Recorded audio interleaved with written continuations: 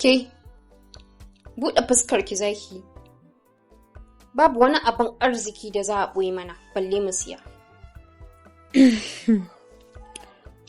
Da alama ko yan uwan mijina ne.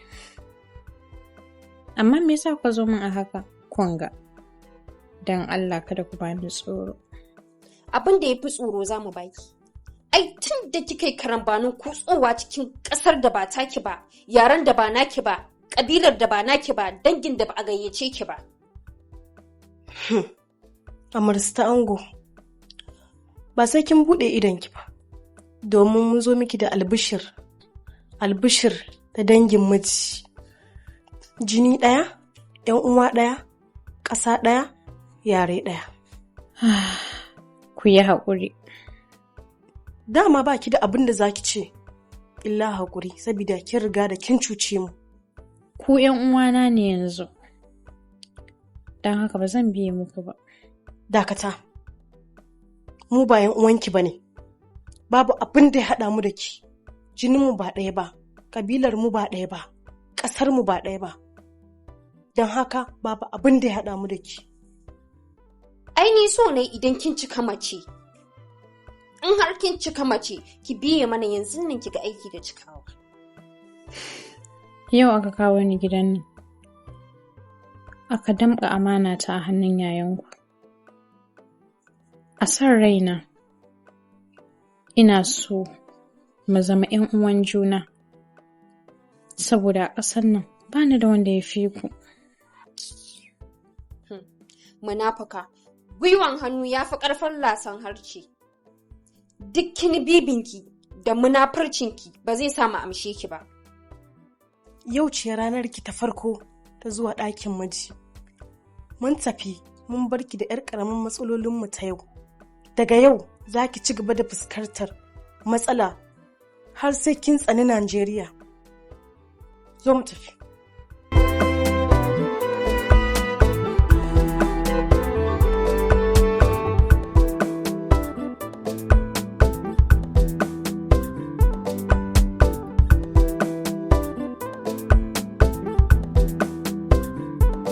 Ban tsani Najeriya ba, don bai min komai ba. Sannan ina tare da soyayyar mijina.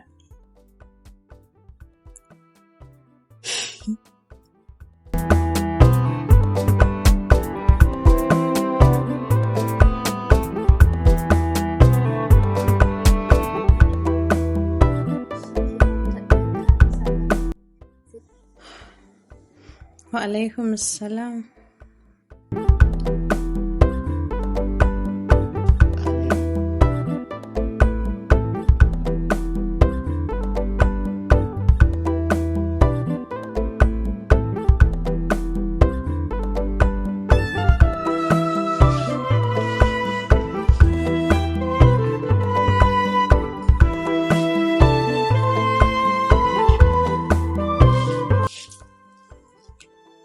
Ki yi haƙuri, na dawo a lokacin da bai kamata a ce na dawo ko? Kin san al'adar namu na Najeriya, ranar aure haka abokai sukan raka ango. To, izan ba sun yafe ma ba, dole sai kai ma ka raka su.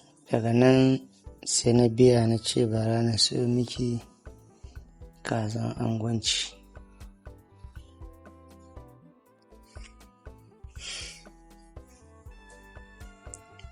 Ba za ka taɓa min laifi ba, Sadam. Sai dai na yi kewar rashin dawowarka da wuri. Zan fanshi wannan kewar da na bari a baya, matata. A'a, na yafe maka ba sai ka biya ba. Yanzu wace irin kaza ka siyo mana? Kaza ne na siyo miki, kyakkyawar kaza irin ta amare. Kuma wannan kaza musamman mai suyanta yakan yin ta ne saboda irin wannan rana. Yanzu shi mai soya kazan sai lokaci zuwa lokaci yake yi kenan? Na san za ki yi tunanin cewa ba kowane rana ne ake aure haka ba ko? To shi saboda ƙwarewarsa daga can nesa ma ana zuwa siya aurensa. Ya fi kowa iyawa ne ko me yasa? Saboda kawai ya iya ne, kuma ya iya suya ne kyakkyawan suya kamar amarya. To gaskiya dole ya tsada.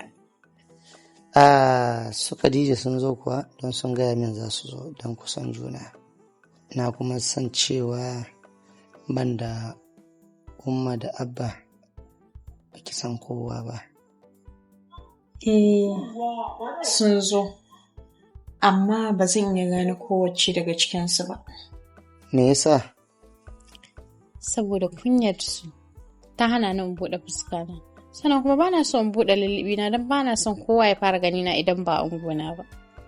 Ya zama dole gobe su dawo don ku shaidi juna ko? To, buɗe mana kazar.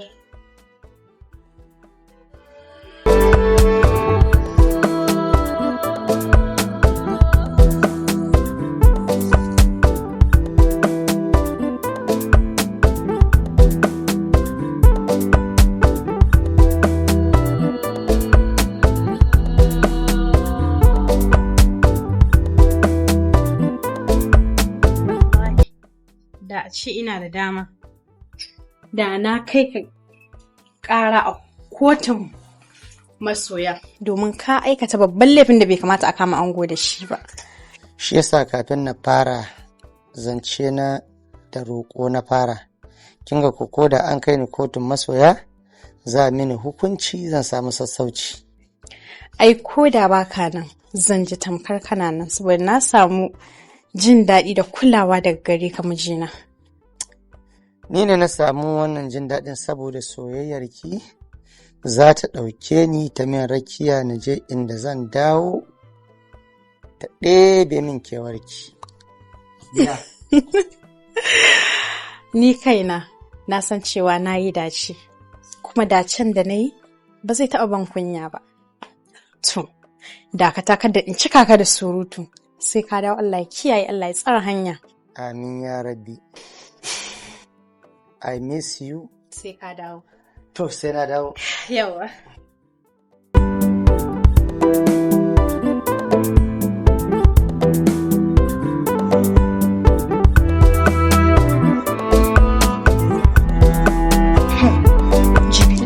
Saboda tsabagen ƙawanci. Kayan kallon ma a kunne suka bari. Irin haka ne fa yake kawo damuwa. Daga wani abu ɗan kaɗan ya yi spark sai kiga jigo barata ta shi. Yar ƙauye gidan ma wani. Amma daga halamu kamar bata san shigowar mu ba. Ina jin haka. Bari na fahimtar da ita. Ya kamata.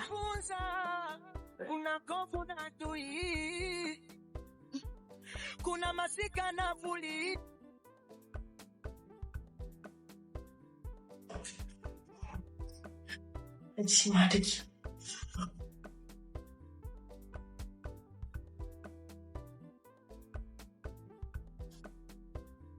Tashi! Da yake a gida ba a saba da gurin laushi ba, barantana AC. An zo an samu guri an mimike kafa. Na Allah ki haƙuri. Ban jima ba bacci ya ɗauke ni. Awo, baki daɗe ba da bacci ya ɗauke ki, shi yasa kika bar kayan kallo a buɗe, saboda baƙin ciki don ba naki bane. Ai gani na yi kayan sadam kayana ne, ko ba mijina ba ne ba. Sai dai a tsaya a miji da mata, amma ba yanda ya zama ƙabilarki barantana ya zama jininki. Kinga, wannan gorin ƙabilan ya isa haka, ya isa. Ni ban ga dalilin da ya sa kuke min gorin ƙabilanci ba, saboda ni musulma ce. Kuna yin sallah, ina sallah. Kuna alwala, ina alwala. Kuna azumi, ina azumi. To, menene bambancinmu? Saboda ni 'yar wata ƙasa ce, kuma ku 'yan wani ƙasa ne. Ya isa, ya kamata ku gane fa. Idan ma ba dole bane aka samu muka zo nan gurin, babu abin da zai haɗa mu da ke, wai kunkuru da atishawar gero. Sai a tashi aje a kashe kayan kallon.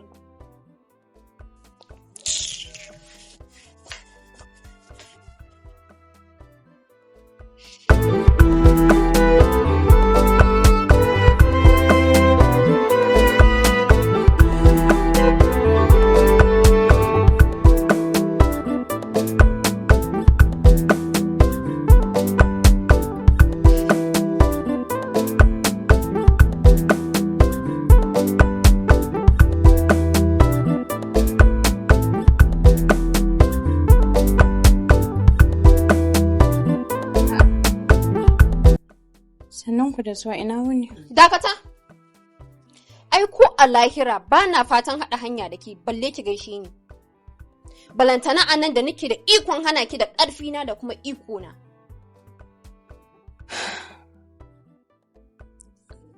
Ku fa 'yan uwana ne musulmai, kuma 'yan uwan mijina. Wai dan Allah me nayi muku ne? Ku faɗa min inda akwai abin da nayi muku wanda ba daidai ba. Na yi alkawari zan daina. Dan bani da 'yan uwan da suka fi ku anan. Su kuma su umma da baba ba a ɗauke su da muhimmanci ba, shi yasa ake cewa ba a da wanda suka fi mu. To bara ki ji, an biyo ta barauniyar hanya ko? Kin shigo cikin danginmu mai tsafta kina so ki rusa mu. Kin shigo cikin danginmu ba a san ranmu ba. Don haka an baro gida kuma za mu tafi.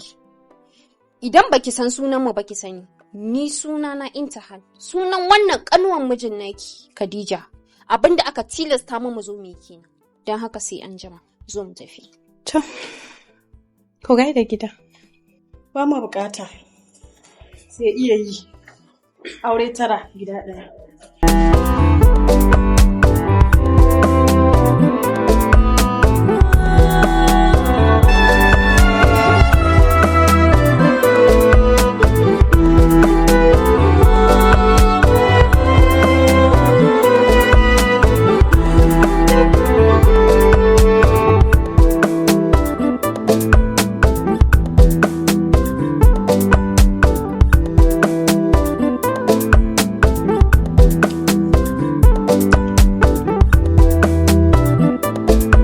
Kaman akwai abin da ke zuciyarki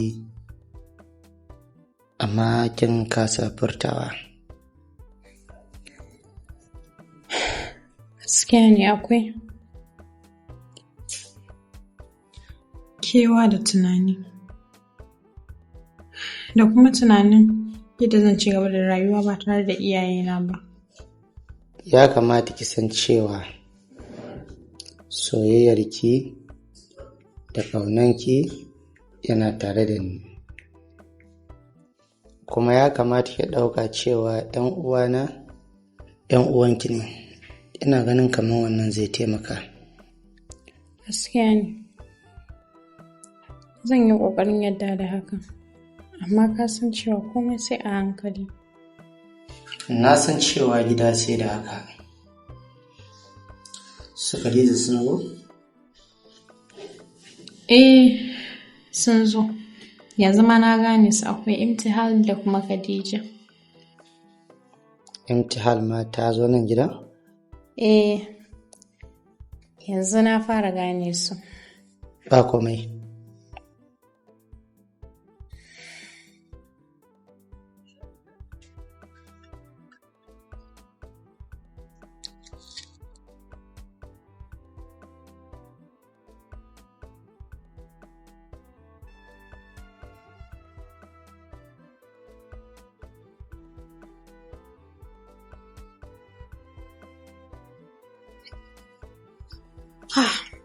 Yawwa, ni kam me yasa naga kaman kayi magana da mamaki a yayin da kake faɗan sunan Imtihal?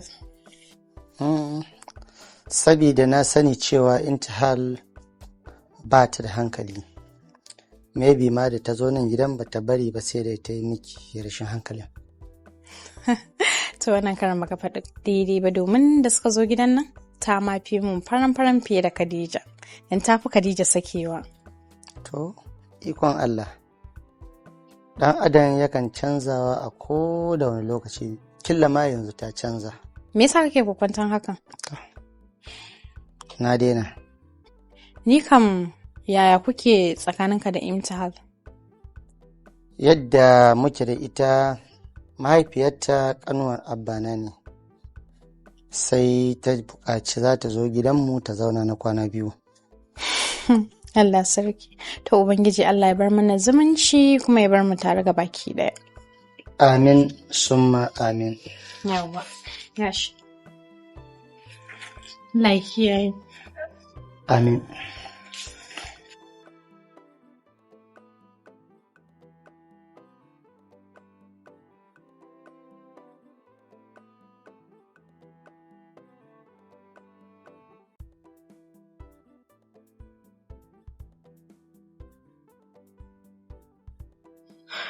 Wai don Allah mene muku ne? Daman haka mutanen Najeriya suke ba su da tausayi? Dakata na ce. 'Yan Najeriya 'yan ƙasa ne masu tausayi.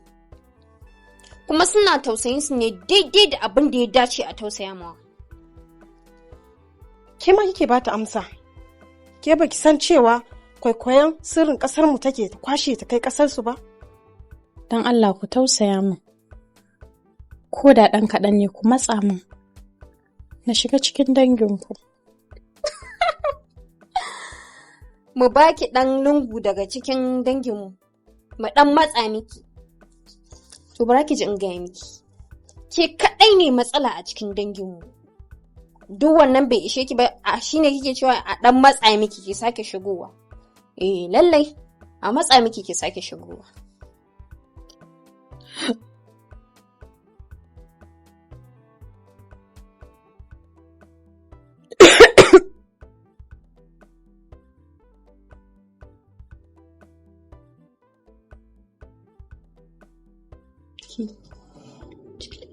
Ciki?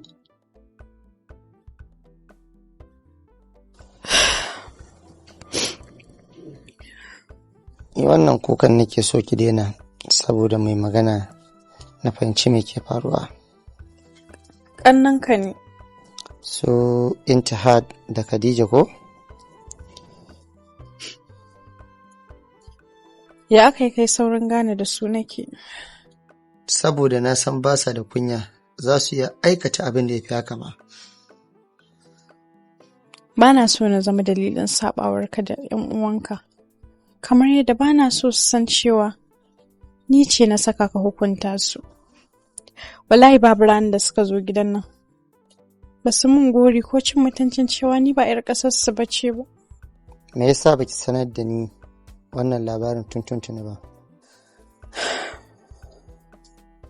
Waɗannan su ne dalilan. Ni kai nake so, kuma da kai nake so na rayu.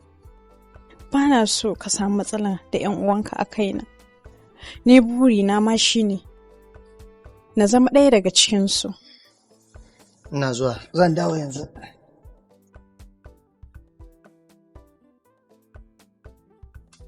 Iltiham? Na'am. Halamu sun nuno kamar ciki take da shi ko? Ciki ne kaɗai ke sanya mace amai a irin wannan lokacin. Shi kenan, daga yanzu zuri'ar mu ta cakudu da wata, za a fara lissafo ƙabilu daban-daban. Ya cuce mu. Amma ya kamata a ce mun fitar da ita a cikin wannan gida. Ba yanzu ko ba. Mu ɗan bata lokaci, saboda za a iya gano mu akan abin da muka yi. Umma, na zauna na sanar da ke akan maganar yaran nan ki ja musu kunni. Saboda tun kafin wannan auren kin san irin takun saƙa da muka yi ta da su. Kuma har muka zo muka daidaita komai ya wuce. Yanzu kuma sun dawo da rashin mutunci. Shi yasa tun wuri na zo na sanar da ke saboda kada mu maimaita irin abin da ya faru a baya. To dakata ni ina ruwana. Ba abin da ya min zafi, kuma ka sani tun farko dama ba na goyon bayan wannan auren da za ka yi. Ba abin da ya min zafi. Yawa, tun farko ban goyi baya ba har yanzu kuma ba na goyon baya. Yawa, don haka yanzu ma suna ciki sai ka tashi ka je ka same su ka sanar da su, amma ni babu yawuna ba ruwana a ciki. Yawa kuma in gaya maka, tun da wuri ka nemo jinsin harshen ka aura, kar ka kuma yi mana kwashi-kwashi, irin kwashi-kwaraf ɗin da kake yi, kar ka saki.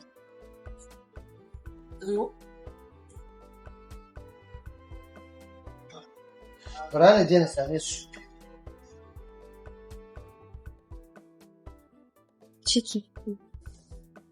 Ciki kuma na yaye Sadam?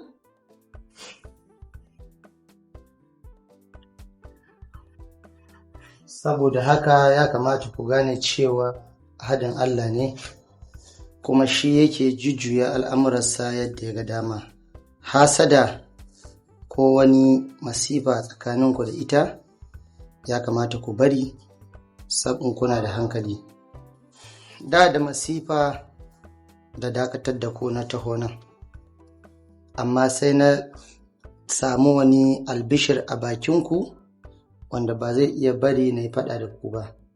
Shi yasa zan juya al'amuran zuwa ga salama, ni da ku mu dakata mu yi magana na fahimta. Wacan nan ‘yar uwanku ne, tana zama a nan, ba ta san kowa ba sai ni, sai kuma ku, mu ne gatanta a nan ƙasa. Zan koma, amma ina so daga yau ba na so na sake samun wani abu makamancin haka. In na dawo akan wannan zancen ba zai kyau ba tsakaninmu da ku.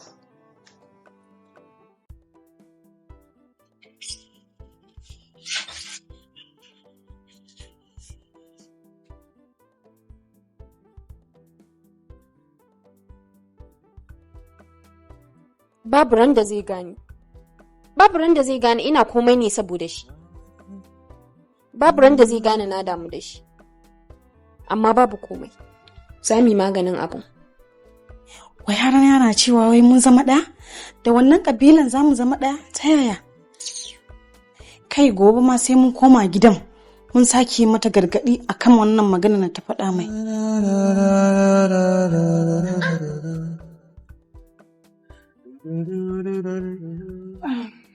Da Allah ki turo da kayan nan, ya kamata ya zo bayanan.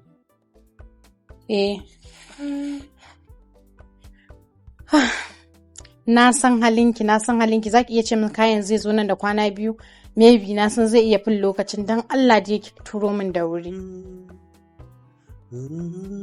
To shi kenan. Kin yi alkawari da kanki ko? To, ina zo za mu yi magana anjima.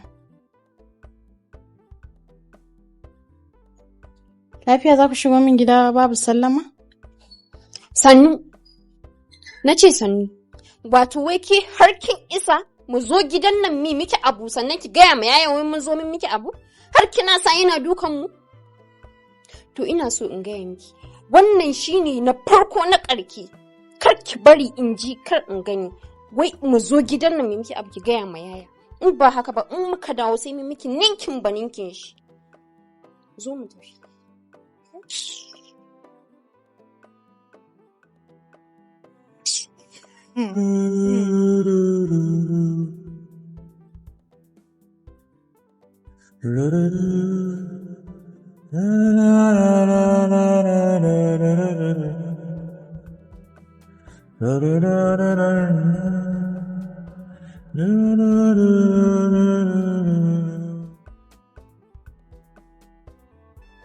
Suka sake yin hakan? Do da nasihan da na musu, sai da suka zo gidana, suka hana ni cin abinci?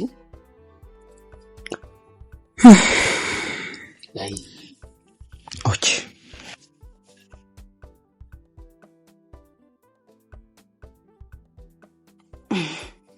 Ai ta ce ba ta ji, kaɗan ta fara gani. Wannan hancin nata nake so na samu. Wannan hancin da take mishi kwalliya da shi ba, shi nake so na samu na nusa. Sai an tattara gawanta an fitar da shi daga cikin wannan gida. Gaskiya, don wallahi sai mun kareraya mata kafafu. da kafanta za ta kwashe kayanta ta bar gidan. Ba ta ce ba za ta tafi ba, za ta gane ƙaryin iskanci da ke yi. Ke?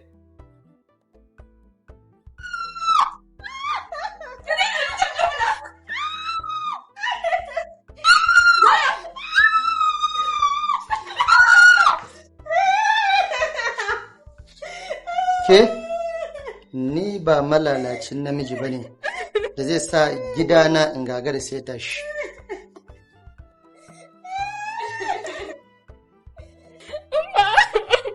Ni ma kuma da kake gani na ban yi lalacewar da wani zai sa min yarinya a gaba yana duka ba akan wata kabila mara asali banza wofi kawai.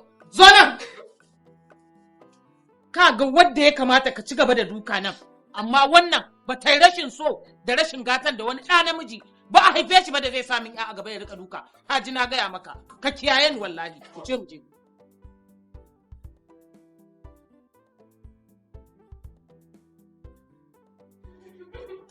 Hajiya Zainab! Hajiya Zainab! Lafiya dai? Ku gaya wa Saddam Ibtihan ta wuce karamar yarinyar da za a rika duka ba? Ko ku gaya mishi tana da matsayin da ya zartana shi ba? Wai me ya faru ne haka lafiya? Babu abin da ya faru, amma yana gab da faruwa in har ba a kiyaye ba.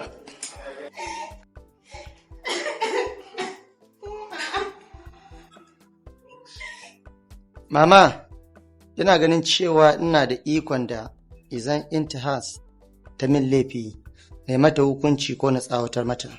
Saboda jakar da aka sa su lallace aka siyo maka? Ko kuma in har kana da damar dukanta sai ka dake ta akan wata kabila, ko kuma in ce jakar da ka jajiko mana daga kasashen ƙetare. Ya kamata ki sani cewa ita ma ya ce a gare ki. Yadda intiha take a wurinki, ita ma ga ta ɗauke ki tamkar mahaifiya a gare ki. Ita ɗin banza?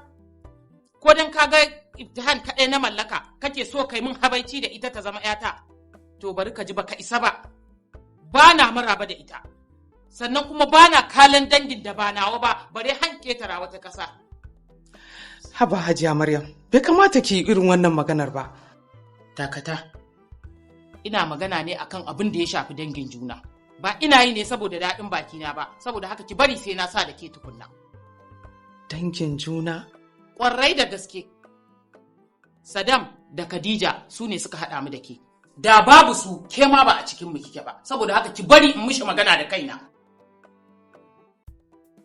Ya kamata ki sani girman da nake baki bai kai da zaki tsaya kina gaya min maganganun banza akan mahaifiyata ba. Ya wani iri ne?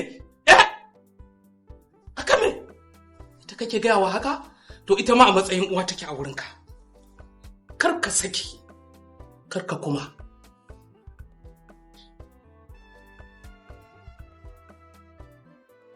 Hajiya Maryam ki yi haƙuri, ni kaina ban goyi bayan wannan abun ba, kin gani dai ba irin kai ruwa ranar da ba a yi ba, amma abun ya riga ya ci tara.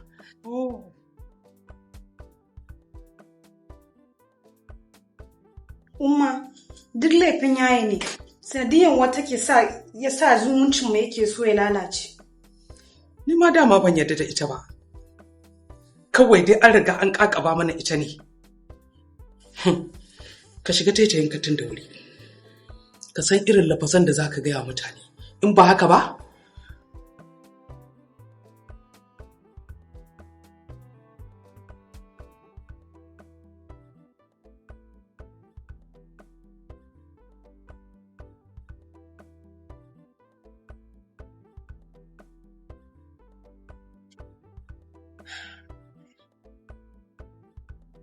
Haba Saddam, ya kamata ka daina sa wannan damuwan a ranka. Ka yi haƙuri mana, ka zo mu shiga ka je ka kwanta, ya fi maka wannan zaman da kake. Ka ji don Allah.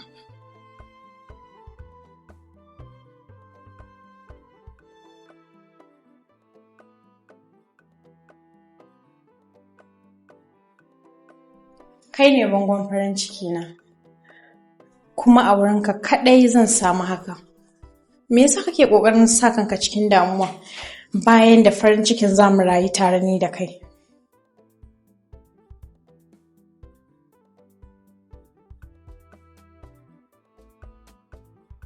Ban san mai yasa mutane suke da son kansu sosai ba. Ni dai akwai abu guda ɗaya da zuciyata ta ayyana mu. Kuna bi kenan fa? Kamar Imtihal tana da wani buri a kanka.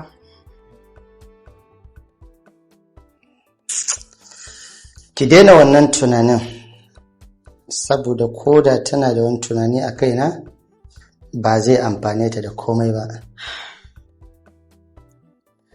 Kai ma to ka daina sa damuwan da zai hana ka tunani. Na ɗau miki alƙawari daga insha Allahu ba zan sake saka tunani a zuciyata ba. To, na gode masoyina.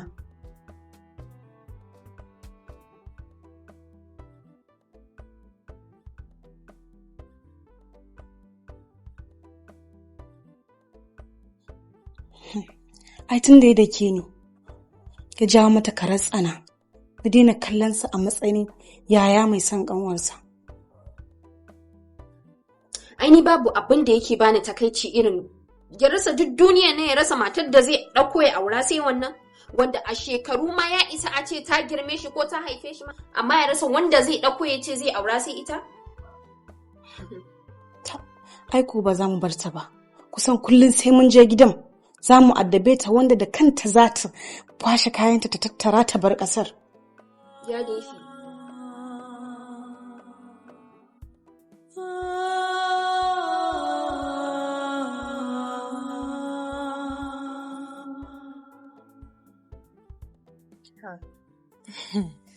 Yara kana ta kallo na ne? Idan ban kalle ki ba, wa kike so na kalla? To ai ba na son ka gama kallo na, sai ka gama kallo na ka kammala ga baki ɗaya ka ji na sire maka. A'a, ina kika taba ganin inda aka raba hanta da jini? Haka ce? To mu je zuwa.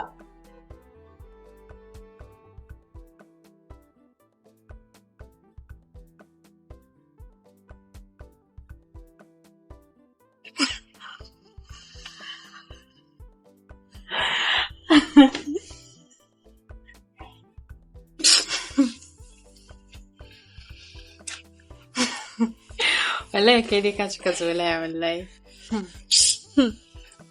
Zolaya na yi? Don na faɗi gaskiya babu cikin ne?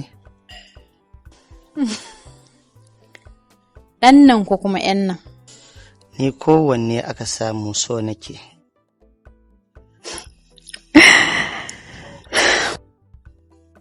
Yau ake kawo kayan sa ranar Khadija, kuma ina so na ɗauke ki mu je gida, saboda ku gaisa da ‘yan uwa da abokan arziki baki ɗaya. Na san cewa kina tunanin tsanan da ke tsakaninki da ‘yan uwana, amma kada ki damu, zan yi magana da umma, abin zai sassaita. Ka san cewa ni ba ni da wani zaɓi. Ko wuta ka ce min faɗa, zan faɗa mijina. Shi yasa nake bala'in son ki wallahi.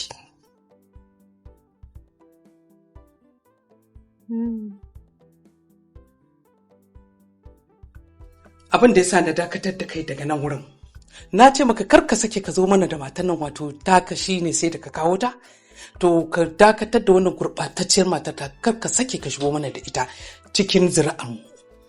Ba yaranmu ba ce, ba kuma zuri'armu ba ce ba. Sirrinmu ba za ta shigo ta ji ba. Tun da wuri ka koma da ita, domin duk abin da ka gani ko kuma ya faru kai ka sani. Haba umma, wannan tsana da kuke ma yariyar nan yayi yawa. A ƙasan nan ba ta da kowa daga Allah sai ni sai ku. ‘Yan uwana ba ta san su ba. A wurin ƙannena ba ta ji daɗi ba, ko iyayena a ce ba ta ji daɗin ku ba, yayi kyau kenan? To To shikenan. Baka yadda ba ko? Baka yadda ba ko? Na gaya maka gaskiya. To.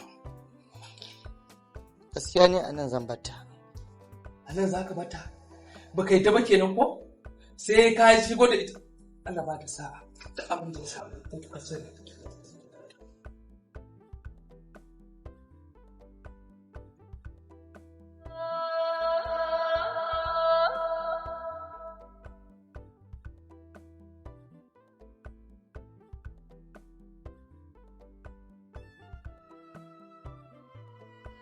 Umma, washin ina Fadila ne, na duba ko ina da ko ina cikin gidan nan ban ganta ba.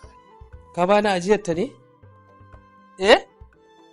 To na saida ta na ci tsire da kudin ko yaya? Ya za a yi da ni? Umma, na fa duba ta ban ganta ba.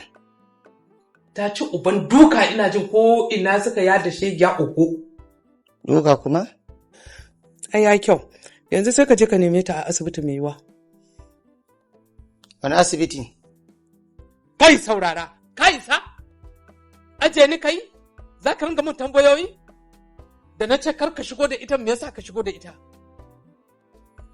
In kana so sai ka tafi ka je ka nemi mai gadi sai ya gaya maka mai yiwa ya san inda aka kai ta. Ni na ruwana. Taurin kai ne ya kai. Ai maganin ku kenan. Duk mai taurin kai maganin shi kenan, mara jin magana ba? Ki haƙuri don Allah. Kada ka bani haƙuri, domin ai ba laifinka ba ne ba. Ni ce na dage a kan lallai sai na zauna da 'yan uwanka. Kaga kuwa, ashe ba laifinka ba ne ba.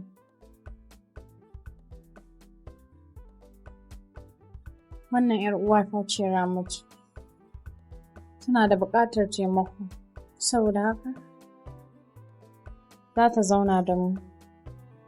Wannan babu damuwa. Damuwa ta shine na san me kike ji a jikinki, ba kya jin komai ko? Alhamdulillah da sauki. Dan likita ya gaya min cewa jikin naki yayi sauki, za mu iya tafiya gida yanzu.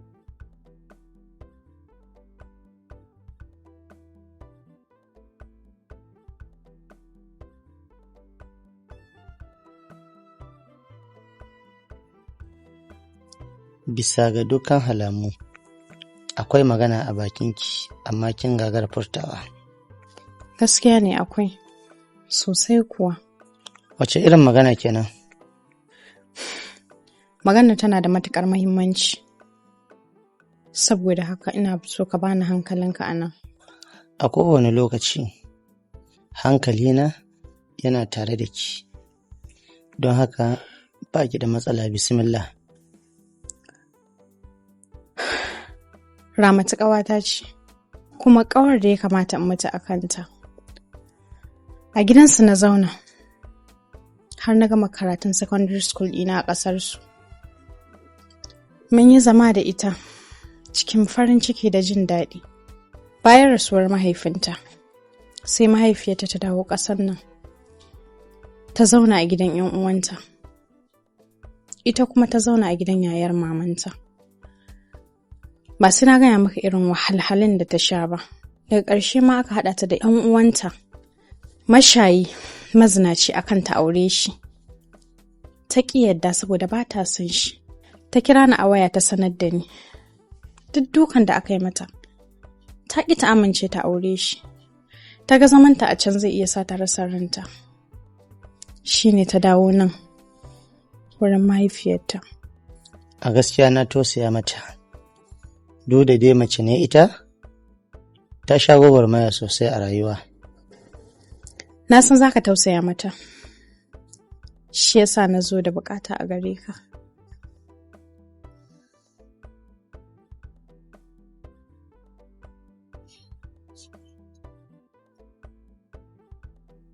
Bukata ta a gare ka shine,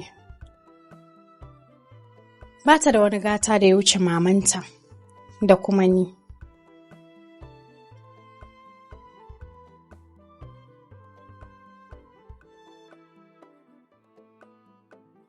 Don Allah, ina so ka taimaka ka aure ta. Aure? ya kamata mu bar wannan zancen, ki farka daga wannan mafarkin da kike yi, don na san cewa ba a cikin hayyacin kike ciki ba. Don a sani na babu macen da take son a mata wannan al'amarin. Haka ne. Na sani zama da kishiya akwai ciwo. Amma zaman da nake a gidan nan ya fi zama da kishiya kaɗai ce. Ka sani cewa 'yan uwanka ba so na suke ba. Duk ƙasan nan ba ni da wanda ya fi ka, ban raina samun ka ba. Don Allah ka taimaka. Tashi zauna.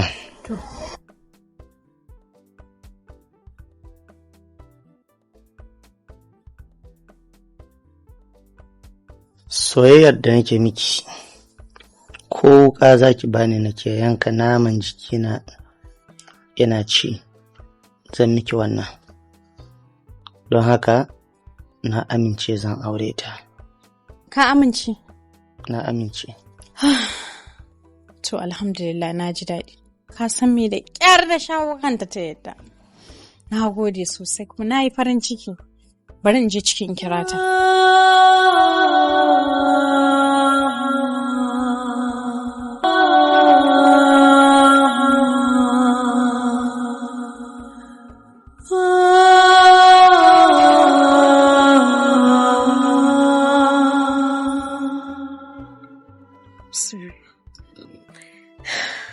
To, ga 'yar uwata nan Ramatu. Malama Ramatu, na san cewa kin tabbatar da irin soyayyar da ke tsakanina da matata Fadila. Kuma na tabbatar ke shaida ce da kan jiya zuwa yau irin kyawawan zamantakewa da ke tsakanina da ita. Ina da yaƙinin ba za ki so wani abu ya faru ta dalilinki a nan gidan ba ko?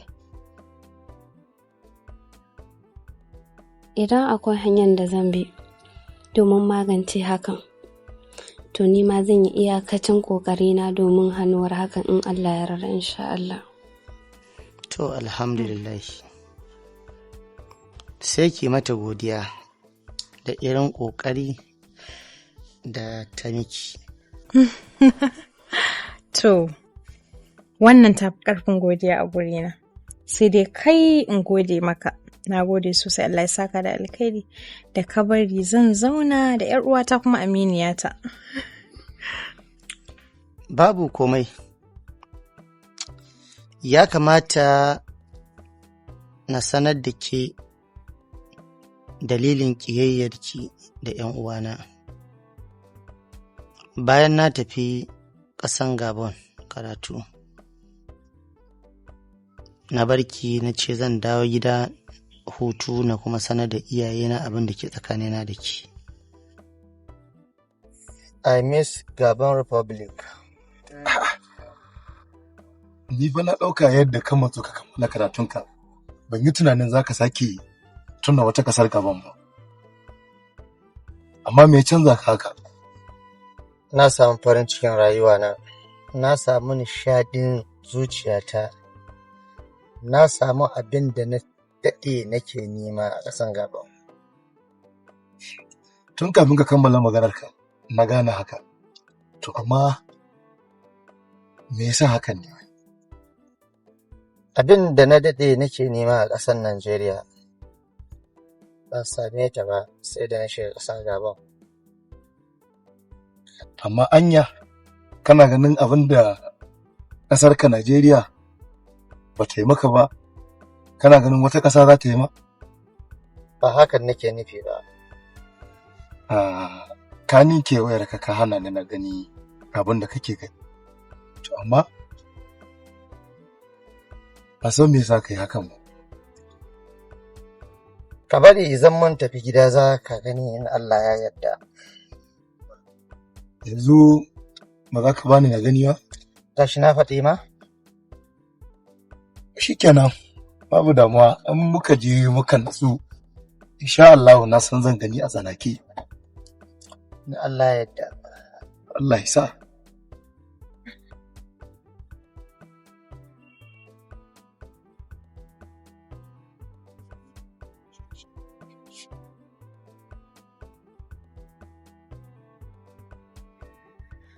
Khadija ki zo mu je mana dan Allah kin cika nawa. Dan Allah ki bar ni in yi abin da zan yi. Ki ba kya son ki kyau ne yanki? Ina so mana. Kin ji ƙarin? Da gaske.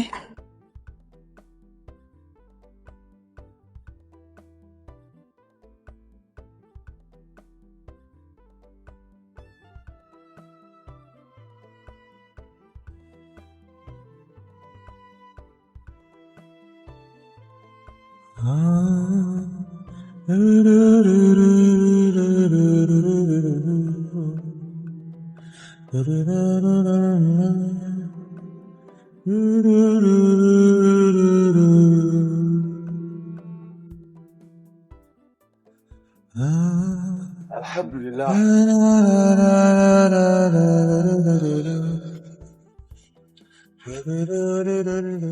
Wa. An sha hanya.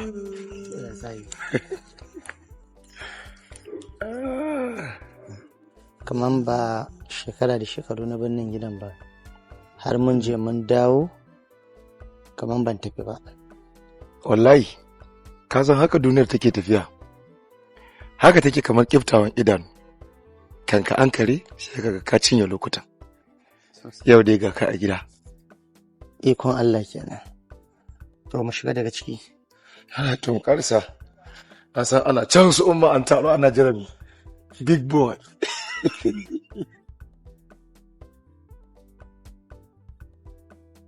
Ha? Sun zo.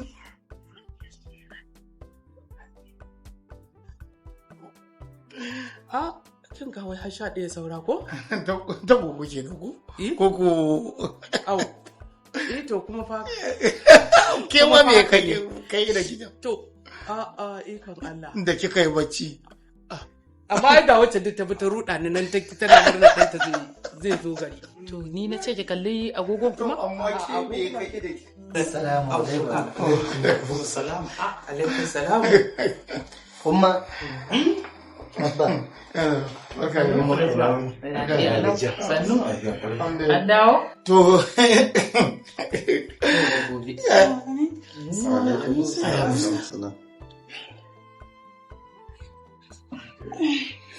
Yau.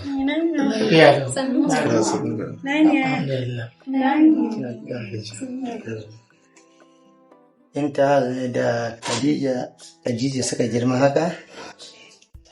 Lalle na da duk kwana biyu mata girma suke karawa. Sannun ku da. Ina wuni yayin? Sannun zuwa. Na wuni yayin. Sadam, kai ban da abinka. Ai, ko kafin ka tafi ma haka suke. Ai ba wani abu bane ba illa kawai abin da yake yi musu ne zole da yake musu tun kafin ya tafi. Ita ce bai daina ta ba har yanzu. Mata kenan. Alhamdulillah. Aka ce komin nesan jifa. Wata ran ƙasa za ta yi. Wannan magana ce wanda na yadda da ita 100%. Domin kuwa yau gashi. Sadam, kaman ba shi ne lokacin da zai tafi muke alhini da kuka ta rabuwa da shi ba. To yau gashi sai Allah da ikonsa ya dawo mana da shi. Cikin cikakken lafiya kuma ya same mu lafiya. To alhamdulillah abu ne wanda ya kamata mu yi murna. Kuma wannan wani abu ne da ya kamata mu taru dukkanmu mu yi wa Allah godiya da wannan kyautar da Allah ya bamu na zuwan ɗanmu waje zawarsa lafiya. Wannan gaskiya haka ne. Abin da ya kamata kawai yanzu shine a duba kuma a ga menene ya dace a yi a gaba. Hajiya Maryam banda abinci. Menene yake gaba illa maganan aure? Ai aure ne ya kamata kawai. Ta hannu kenan. Mata kenan. To duk wannan ku dakata, duk wannan bai taso ba. A bashi ya huta. To wataƙila za a ta da wannan magana. Amma yanzu, Sadam,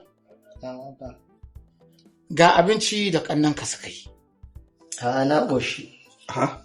Ƙoshi ka ce ba? Me kake nufi ka ƙoshi? Nora ina saukowa Nora ya ɗauke da muka je gidan su muka ci abinci. Baka san za maka tanadi ba. Ya za a yi yara su zage dantse su dafa muku abinci na zo a gani na fita kunya sannan yanzu na ka ce ba za ka ci ba. Gidanku ba abinci ne? Ana murnan ka dawo amma abinci? Dala Nura, ta kuta yi dala. Ya kuce wuce. Dawo mu tafi.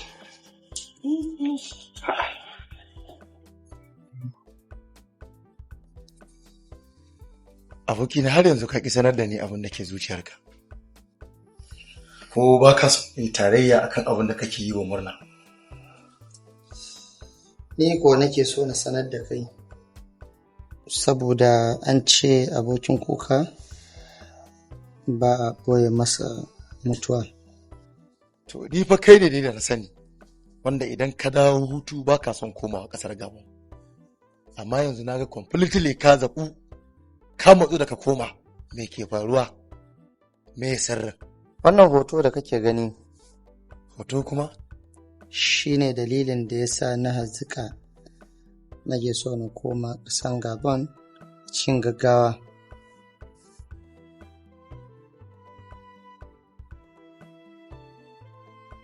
Hoto?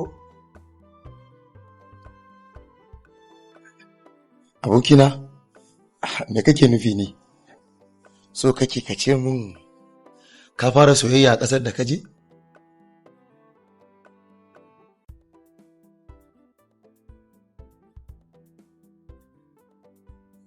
Ba cewa za ka yi min na fara soyayya ba, cewa ya kamata ka yi na daɗe a soyayya sosai. Wannan hoton da kake gani shi ne farin cikin rayuwata, shi ne annorin zuciyata. Kai, dukkan wani damuwa da nake ciki idan na kalli wannan hoton, ji nake na samu sassauci a cikin zuciyata. Ka yi nisa. Amma abokina anya. Baka ɗebo da zafi ba kuwa? A gaskiya yaya Sadam ya ƙara kyau. Ya ƙara fari. Idansa ya ƙara kyau. Ki komai ma na jikin shi ya ƙara kyau. Dama ke dai haka zaki ce. Ko da muni ya ƙaro, ke kyawunsa zaki gani saboda ita so haka take. Kina nufin da abu da na faɗa ba daidai ba ne? A'a, ni ban ce haka ba, ko da daidai kika faɗi. Ni ban san zuciyarki ba, saboda so haka take. Kina nufin haka so yake? To in dai haka ne na daɗe ina son yaya Sadam kenan. Ko kuma kin daɗe kina cutar da zuciyarki ba? Dalilai da yawa ne suka hana na gaya masa ina son sa. Na farko, bana da tabbacin zai amince. Na biyu kuma ina jin kunya. Intiham kenan. Kunya? Ai dan uwanki ne. Sai ki faɗa mai kina son shi, na tabbatar ba shi da wata budurwa. Kuma idan kika faɗa mai a matsayinki na 'yar uwansa zai amince. Ba ni da ilimin karantar zuciyar ɗan adam. Da na karanto zuciyar yaya Sadam domin in ji yadda yake ji a kaina. Khadija, na kasa sanar da shi ina son sa. Na Allah Khadija ki taimaka mu. Ni zan taimake ki za ki taimaki kanki da kanki saboda ba ni zan zauna miki da shi ba. Ki za ki zauna da shi saboda haka ki za ki faɗa mai. To shikenan, yanzu ya zan yi. Yanzu abin da za a yi, tashi zaki ki je ki gaida shi saboda ɗazun mun gaida sa cikin jama'a.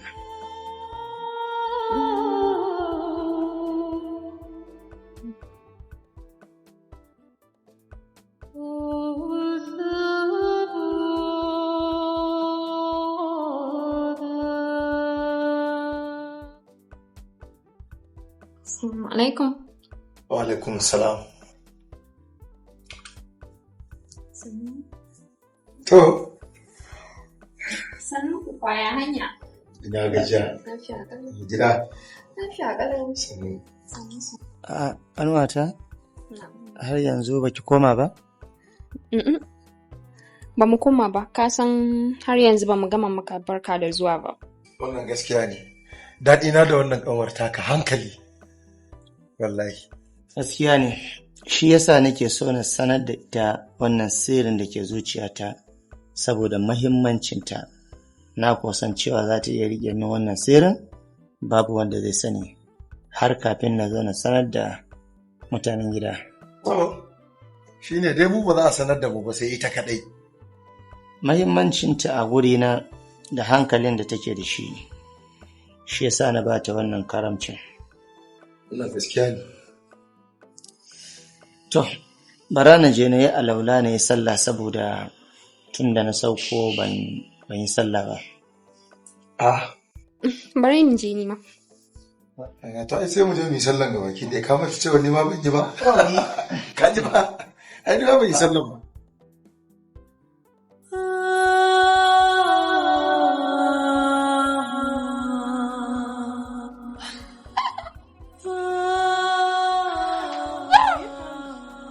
Khadija na tabbatar, wallahi na tabbatar yana so na. Me faru? Ya gaya min yana da sirrin da zai bani, kuma ni kaɗai zai ba mu wannan sirrin, ba wanda zai ba mu bayan ni. To kin ga wannan sirrin nan da zai baki? Wannan abin da kika taɗe kina nema kenan. Ni ma zan gaya mishi. In har ya gaya min ina da neman sirrin da na daɗe da ɓoyewa a cikin zuciyana saboda shi.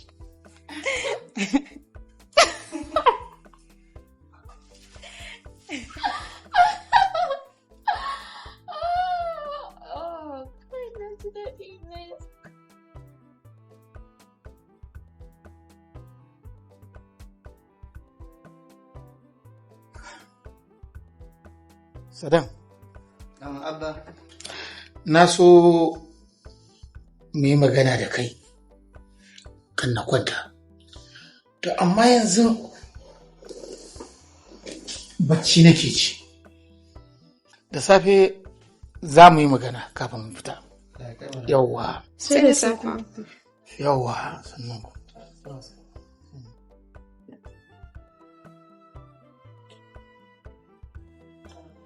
Umma, akwai wani zance da nake so mai da ke mai mahimmanci.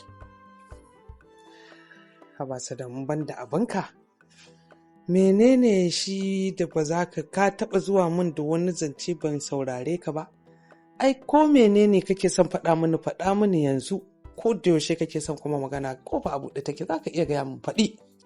A'a, mu bar magana sai gobe saboda tana buƙatan a bata lokaci.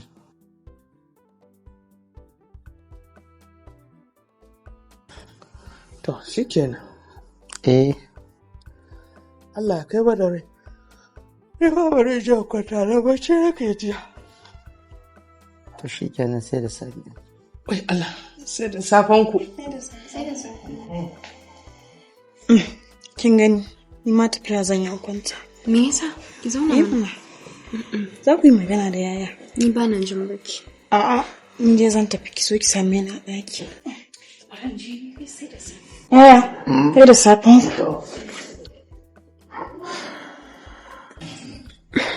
Yaya. Na'am.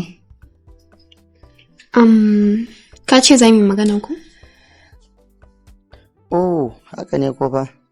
Amma maganganu da yawa masu mahimmanci ma mun ce a bar su sai gobe. Don haka naki ma ki bari sai gobe. Me yasa? To ai ni ba nan jin bacci. Bari sai gobe. Na tabbata duk inda kike kina tare da abin da nake tare da shi. Idan har abin da nake ji irinsa kake ji, na tabbata har yanzu na fi kowace mace dace. Kada ki raba ɗaya biyu. Ina cikin shauƙi da shaƙuwar da muka yi da ke. A kwancen da nake yanzu, a kuma yadda nake na samu goyon bayan zuciyata ne wurin tariyo min kamannin Sadam ɗina.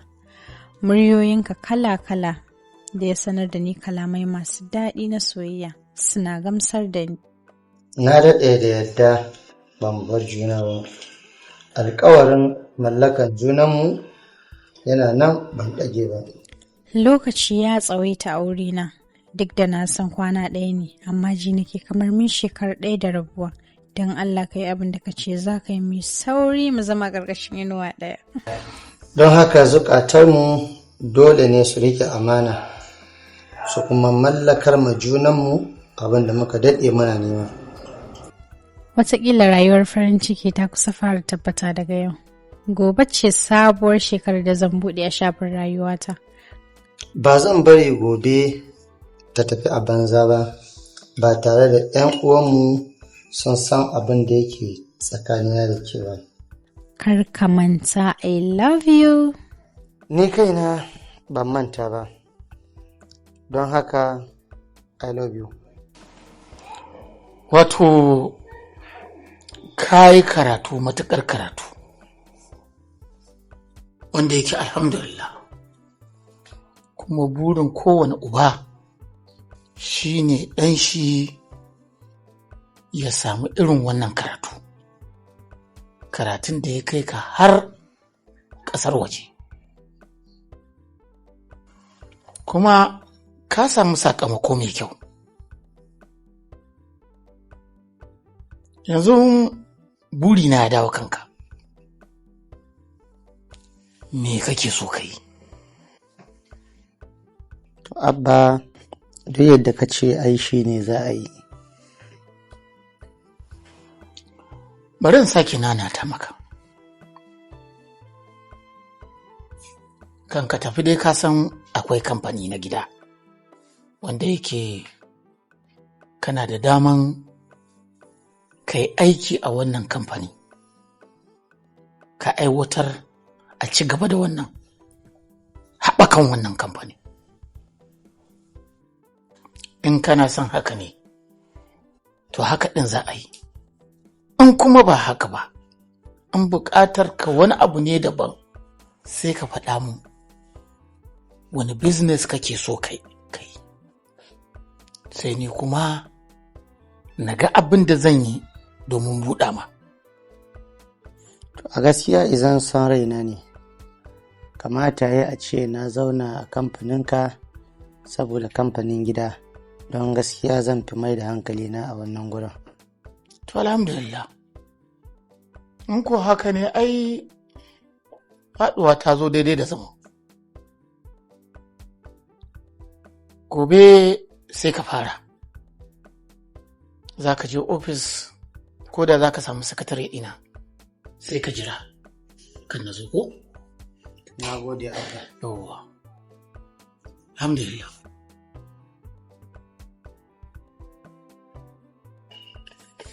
Ni ma na daɗe ina ta neman ki tun da asuba, amma network ya hana ni na same ki. Yanzu dai albishir da zan fara sanar da ke, abba na ya bani aiki a ofis ɗinsa, ni ma na zama babba.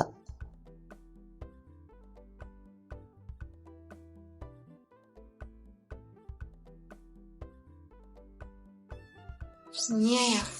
Ƙanuwata? Ba kya ganin yawan shigowa ɗaki na muna tsallaka sharɗan musulunci? Yanda nake jin ka a raina yaya, ba na iya tuna hakan, ba kuma zan iya saisaita zuciyana ta ki aiwatar da hakan akan ka ba. Na san da haka, shi yasa ni ma nake ji da ke, don haka mu je falo mai magana. To shikenan.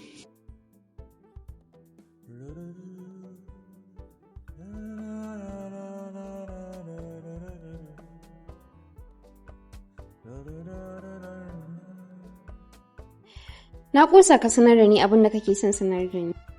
Ni ma zuciyata ta ƙosa ta sanar da ke wannan saƙon.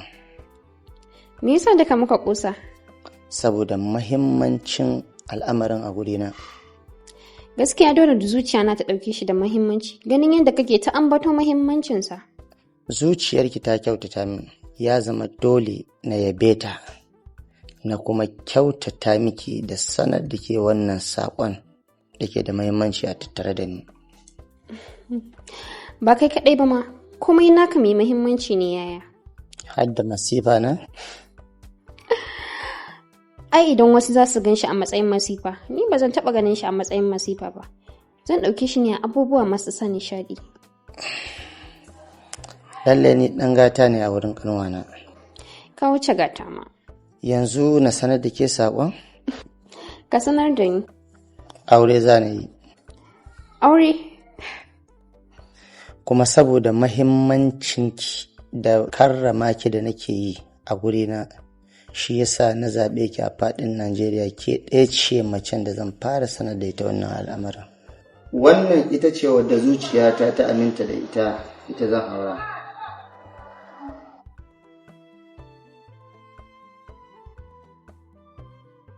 Ka san me kake faɗa kuwa? Ka san me kake faɗa kuwa yaya? Me kike so na faɗi? Bisa ga dukkan halamu na faɗi abin da baya shi yake da daidai da ra'ayinki ba ko? Kai ma ka sani, kai ma ka san ai ba abin da zuciya na yake son ya ji ba kenan ka ambata. Me yasa zaka ambaci wannan yaya?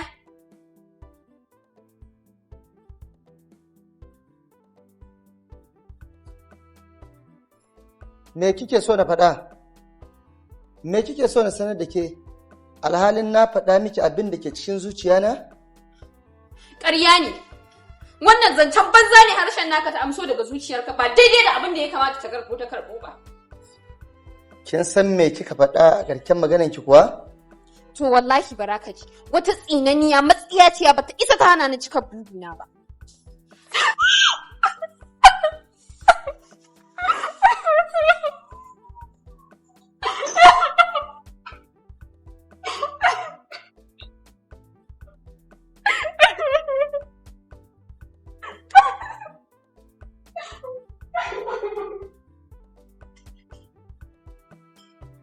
Yaya, ya haka? Ku ya kamata na tambaya me haɗa da soyayyar intihal da har za ta zo tana gayan magana. Amma gaskiya ya kai babban kuskure. Da ka bar intihal kake soyayya da wacan nan daga gani ma ba ta da kamun kai. Bani, tashi da wuri.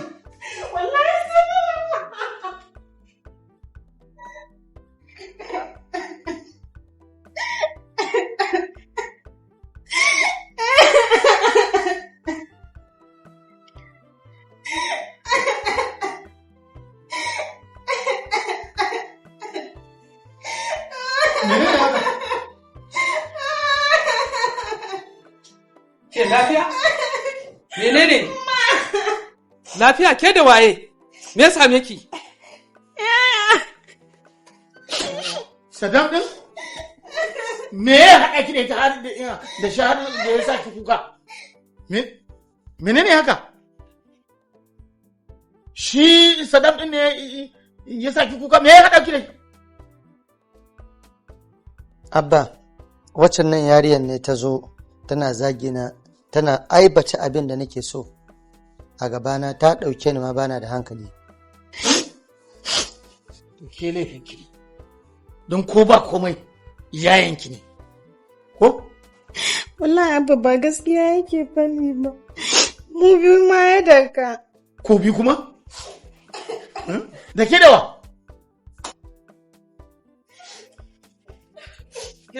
Ke kuma ina zaki? Babu ko ina Abba, zan bar gidan ne. Ina zaki kuma? Ban gani ba. Umma, hoton wata fa ya nuna mata a waya, kuma bayan ya san da cewa tana son shi. Ne tun da nake na taɓa gaya miki cewa ina son ta? To kun ji, bai taɓa nunawa yana son ta ba. Abba ka bar maganan kawai. Amma na san ba za ku taɓa goyon bayana ba dama. Ba za ku taɓa bari na aure yayi ba. A'a ni ba ruwana. Babu komai. Zan tafi kawai. Kaji ko? Zan tafi in mutu da sansa. Ke? Ka gani ko? Ina naki? Kar ki tafi ke. Yanzu Alhaji ka bar ta tafi? To gudu zan yi na bita? Alhaji ko baka bita ba shi ba za ka sa shi ya je yar mutane? Kar yariyar na fita wani abu ya same ta ko ta shiga wani hali. Tun daga wannan lokacin da Intihal da Khadija suka ja layin gaba tsakaninsu da tsana mai zafi tsakaninsu da ke, domin haƙansu bai cimma ruwa ba. To in dai haka ne, gaskiya na daina jan haushin Imtihal, domin tana da dalilin tsanata. To, shi kenan don ta rasa abin da take so, sai ta tsani abin da shi kuma yake so? Allah ya kyauta. Amin. Ban nan, sai kuka yi abin da kuka tabbatar cewa zai faranta mun zuciya idan na dawo daga tafiya. Wani irin dabbanci ne kuna neman ran yarinya ba ta ji ba ta gani ba.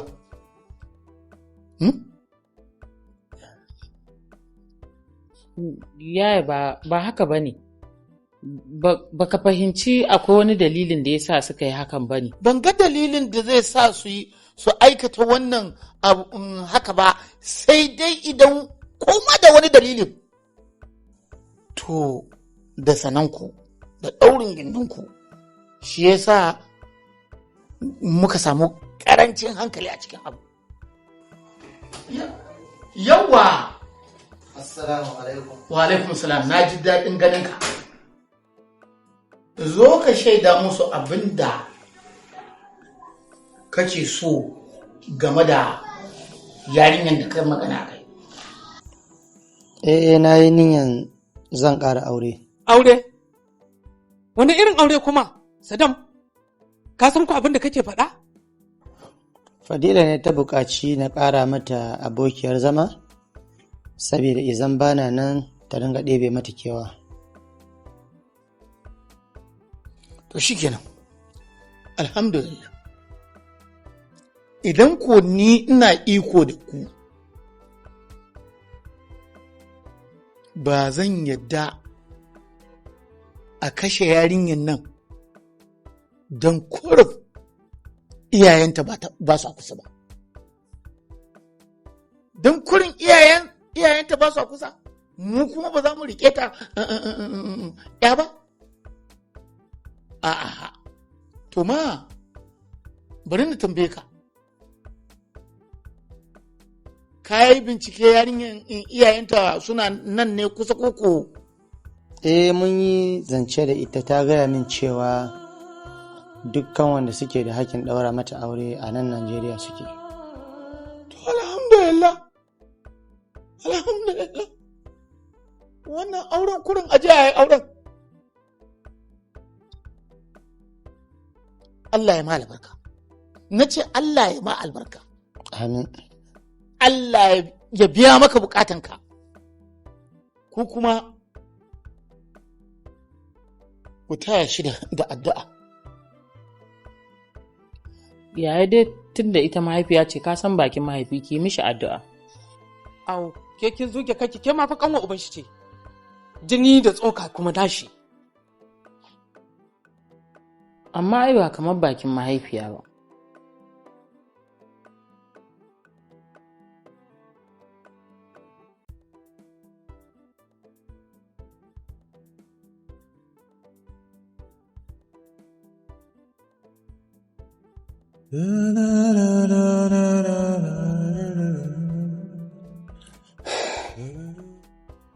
Mai gidanmu na kanmu. Uwar gidata. To ya kai sha abincin ya yi daɗi? Gaskiya kin yi ƙoƙari, ya yi daɗi. Na gode. A gaskiya yanzu na yi dace, saboda yanzu na san cewa duk wadda bai yi mata biyu ba, gaskiya bai more aure ba. To kaga ai ya kamata kai min kyauta, domin ni ce na ɗora ka a hanyar tafi ta baya dacewa.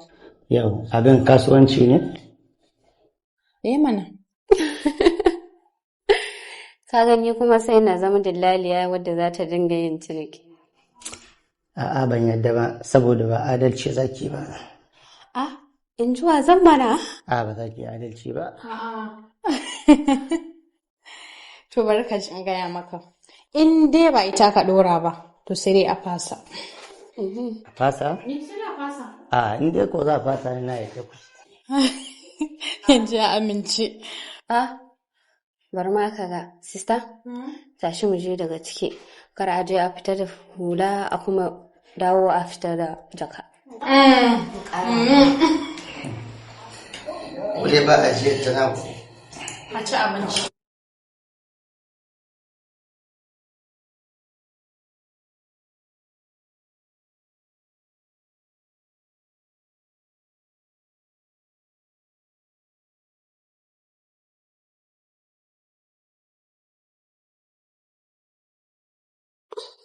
Tu sais quoi? Aujourd'hui, je veux me faire belle pour mon mari. C'est bien normal. Ah ouais?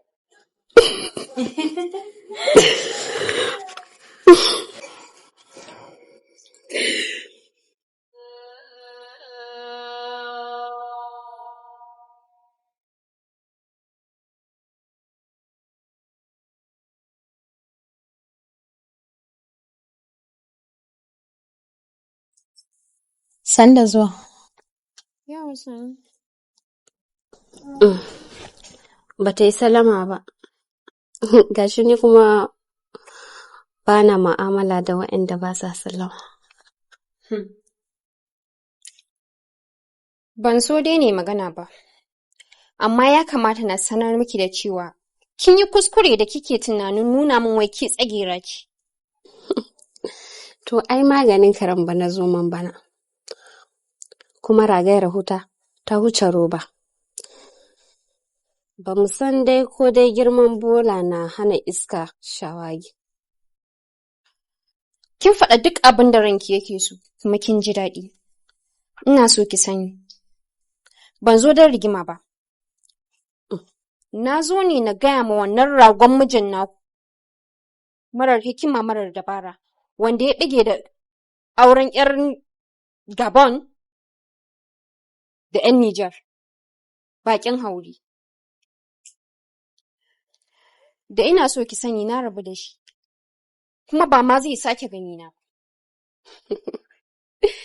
Idan bokanki ya baki wannan sa'ar, ki koma ki ce masa bai yi ba. Don kuwa mun riga ki kwanciya, kuma mijinmu namu ne mu kaɗai. Kuma ya hana a zo a mishi iskanci a gida. Kina jin abin da take faɗa kuma kika yi shiru baki ce komai ba ko? A'a. So kike na hana ta tare min faɗa? Ko kuma so kike na hana ta aikata abin da zai sa ku daina zuwa gidan nan?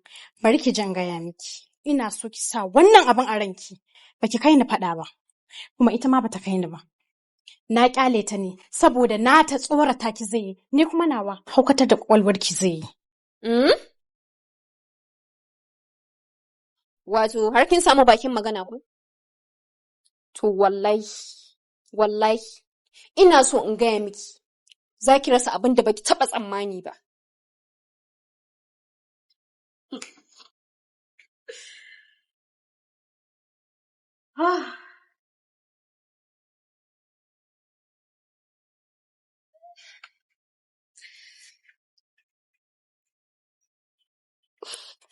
Mais regarde-moi la petite fille là. Laisse-la aller. C'est quoi, la petite fille là, elle me fait rire quoi.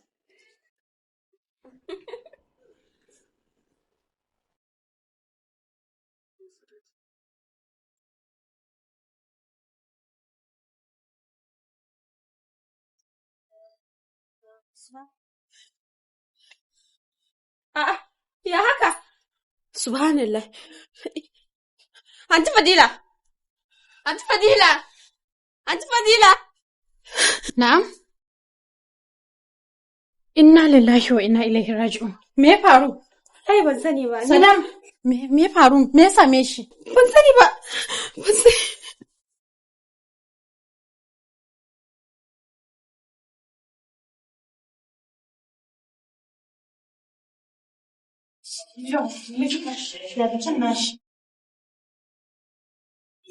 Ina buƙatar ganin iyayensa. To, Doctor, tuntuni mun ba da jinin kuma har yanzu me labari? Da Allah ku ɗan ƙara haƙuri kaɗan.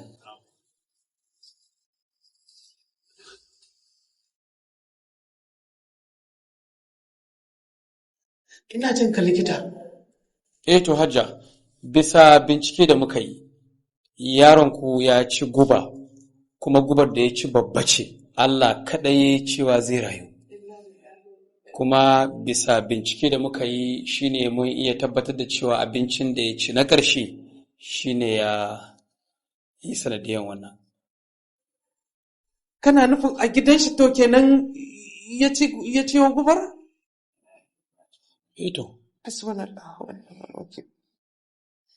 to likita yanzu yaya za a yi kuma menene mafita? To Hajiya, mafita ɗaya ne. Yadda mu mishi gwaje-gwaje kuma za mu ɗaura shi akan magunguna. Kuma akwai abubuwa da zai daina ci. Zai daina ci? Insha Allah ina ganin in an yi haka za a samu sauƙi sosai. To, ana yi jagowa.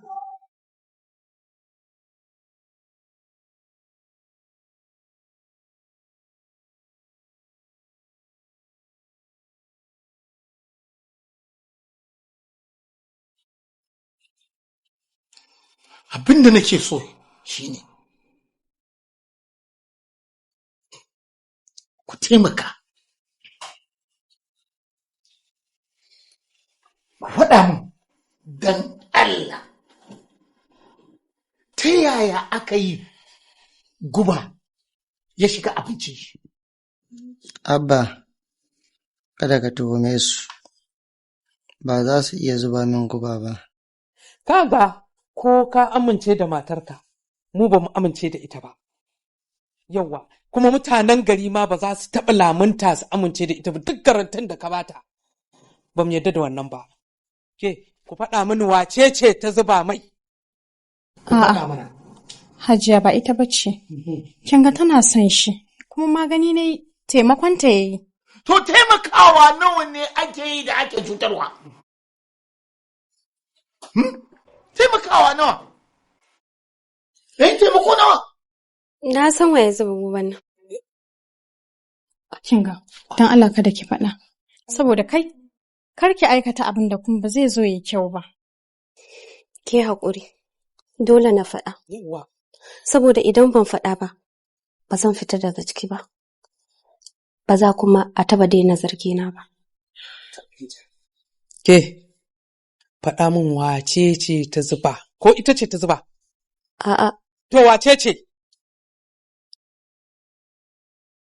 Imtihal ce. Wa? Jiya ta shigo nan. Ta mana hargagi, har muka biye mata. Ta fita da bacin rai. Shi ne da yammaci ta dawo, ta ce yau ita za ta mana girki don mu tabbatar da komai ya huce. Assalamu alaikum. Wa alaikum salam.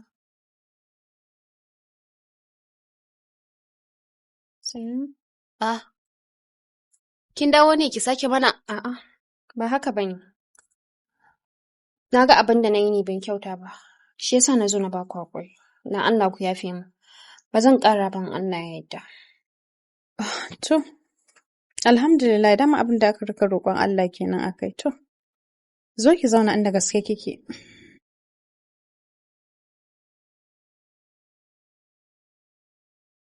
Amma tsaya. Kin tabbata? Na tabbatar da gaske nake. To ke ma tuntuna abin da ya kamata ke kenan. Haka ne. Ina yayin nawa ya fita ne? Baya nan. Yana ɗan zuwa, ba zai daɗe ba. Okay. Bayan mun kama mata an gama girkin, sai ta ɗauko wani yaji, ta ce na yayanta ne na musamman. Mu muka koma ciki. Muna ciki ne kawai sai muka ji. Mu je. Ku zauna, munafukai. Ku zauna.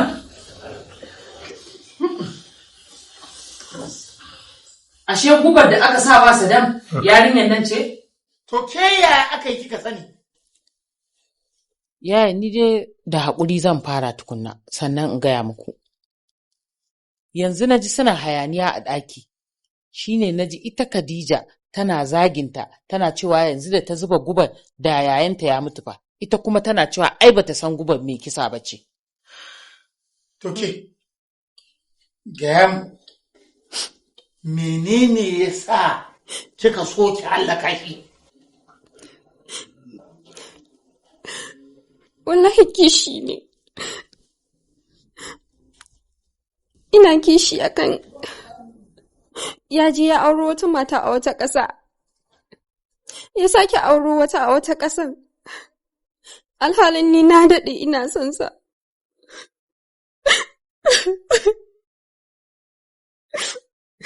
Shi yasa na zuba mishi. Kuskure ne babba da muke ɗaukan waɗansu mata da suka zo daga waɗansu ƙasashe ba abun halalin aurenmu ba ne. Mun yi tarayyar zamantakewa da mutane da suka zo daga Nijar, Chadi, Gabon, har ma Ghana. To ta yaya za mu ringa kallon su kamar wasu ƙabila har da cewa ba za mu aure su ba? Wannan kuskure ne. Kuma yanzu dukkanmu ɗinnan mun gane kuskurenmu, saboda haka mu ɗauki wannan darasin. Ina fatan kowa ya ɗau wannan darasin. Kowa ma ya manta. Kuma maganan nan ya tsaya a nan. Kuma kai ƙanwarka ce ta yi kuskure. Abin da nake bukata shine ka yafe mata. Babu komai, na yafe mata. A ƙarke ma aurenta za na yi. To haka ya kyau. Haka ya kyau.